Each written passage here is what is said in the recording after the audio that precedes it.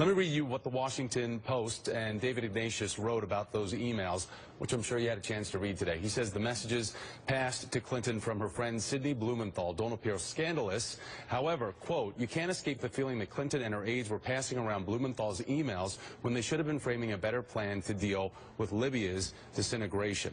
Oh, welcome to Give Me Five. And of course, as we've talked about today, Blumenthal was working for the Clinton Foundation, 10 grand a month, while he was also advising Hillary on Libya, and she was passing on his emails to someone who then passed them on, reportedly not attributing it to the fact that it was Blumenthal's advice and opinion. And of course, Blumenthal was denied service in the State Department under Hillary because the Obama administration said, no way. So they just did it anyway. They did it anyway in their Clinton way. That's the way it's done. Marie Harf, in one of her last duties as State Department spokesperson, before she moves on to senior advisor to John Kerry, God help us all, defended Hillary and all this nonsense. Watch. This is just one very small window into Hillary Clinton's time at the State Department.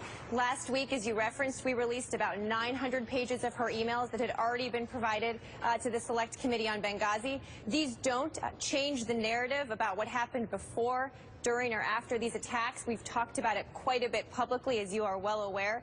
And on a rolling basis, we will be releasing the rest of the 55,000 pages of emails as quickly as we possibly can. We and Secretary Clinton has said they believe should be in the public domain for people to see.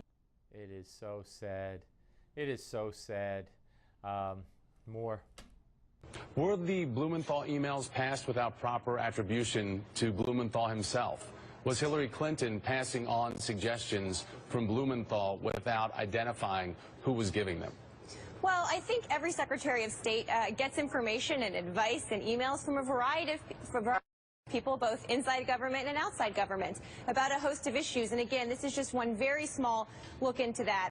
As people are all well aware, we've had many interagency discussions about Libya, about our policy there throughout many years, certainly, and that's how we develop policy. I think it was clear from these emails that sometimes she passed them along, sometimes she didn't. But again, secretaries get a variety of emails and information from a variety of people. Yeah. From a variety of people like Sidney Blumenthal, from people who she wanted to work in the State Department, but the president said, no, get him out of here. And then you hire and pay at your foundation 10 grand a month. And then he has reportedly an interest in Libya, a business interest in Libya, reportedly.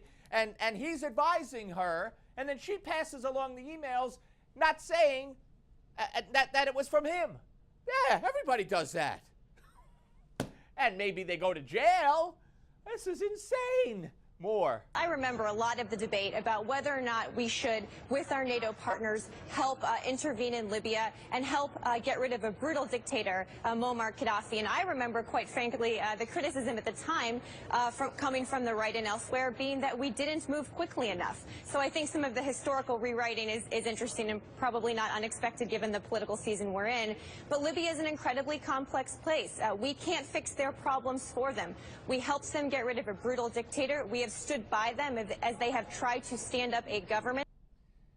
Wait a minute. Let's replace the word Libya with Iraq. Now, she would be the first to say we never should have gone into Iraq, but didn't we replace a brutal dictator in Iraq? Isn't it a complex place like Libya? And aren't you saying the same thing, that you're not going to help? It's up to the Libyan people? I mean, Libya is now chaos. It's an ISIS stronghold. They slaughter Christians on the shores of Libya and throw their heads in the water. Could that be considered a failure, Maria? What do you think? Oh, but we overthrew a brutal dictator. Well, what did we do in Iraq? Oh, that was different. That was George W. Bush. You get it? Wow. All you have to do is replace Libya with Iraq. But she never would. Because that was a big mistake. Bush lied, people died. Why the heck did we overthrow Gaddafi? Who benefited? Maybe Hillary's emails that we'll never see have the answer.